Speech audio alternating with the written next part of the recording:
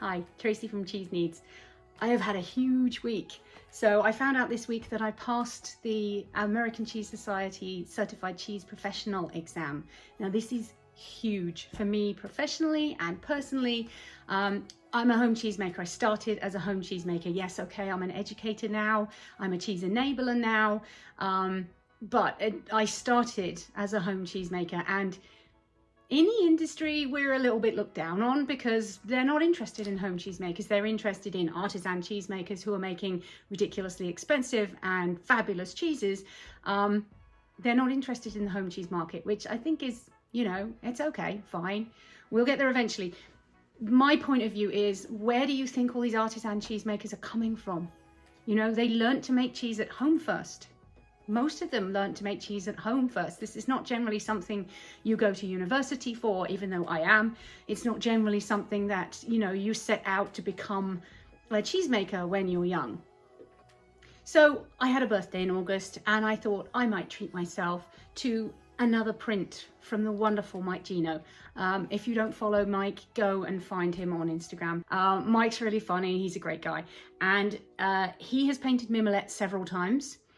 This is my favorite of his paintings. Now you'll notice on this Mimolette, there is no black rind, but on my Mimolette, this piece has a black wax rind.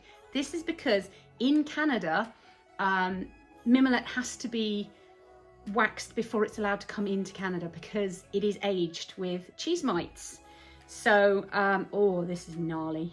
Oh, this is so cool. Right, so the rind on this cheese, they actually use cheese mites in the cheese cave to help age this cheese. So they dig little holes and they burrow in and they eat some of the cheese, and they give it this sort of nutty, candy-like quality. This cheese, I love this cheese. It's absolutely fabulous. I picked this piece up at Tomme in Guelph. I know that this is one of Andy's favorites, and it's a really dry, it's almost like a candied cheese. It's difficult to cut. This is actually known as the most dangerous cheese. You can see pieces of debris falling from the cheese. It's not mites, it's fine. All the mites are vacuumed off, and then they wax it, and then they can import it into Canada. I'm just checking none of them are moving. No, it's fine. Everyone's dead. It's all good. It's fine. So if you're not freaked out with creepy crawlies, then let's try some of this Mimolette. All right, it's very, very difficult to cut. This is known as the most dangerous cheese. So I'm just going to put my board a little further down so I can actually get into it. And the easiest way with this cheese is chunks. See how it fractures along those fissure lines? Oh, I love this cheese. This is a superb cheese. I never would have tried this cheese had I not been given the heads up by my friend Rachel. So cheers, Rachel. Love this. It's fantastic. It tastes like cheese candy. It's hard. Perhaps a little too hard because I have kept this for quite a while. It's hard. You've got to put some effort into it. There's a bite to it. It's toothsome.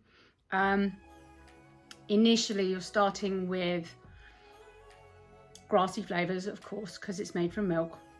And then you just get this sweetness, this like wave of sweetness just carries you away. It's just really, really fabulous cheese. This is definitely one of my favorites. I don't tend to eat the rind because it's not attractive to me. So I don't tend to eat the rind. You can. I think most people would tell you that's probably not a good plan, but you do you, whatever. I do, however, intend to enjoy looking at it. So I need to get a frame for this now. Thank you, Mike. It's beautiful. I love it. It will go up next to my Santa Gua and my ACS CCP certificate, which definitely is going on the wall. So if your favorite cheese isn't Mimolette, what is it? Mike has about 300 prints available in his art studio. Now, if you can't afford one of his original oil on wood or oil on canvas, that's fine. I understand. I can't afford him either. I can afford $50 for a print. and I would heartily recommend this as a gift for anybody. Mimolette. It's Mim. Cheers. Cheers to the Mim. It's Mim. It's Mimolette.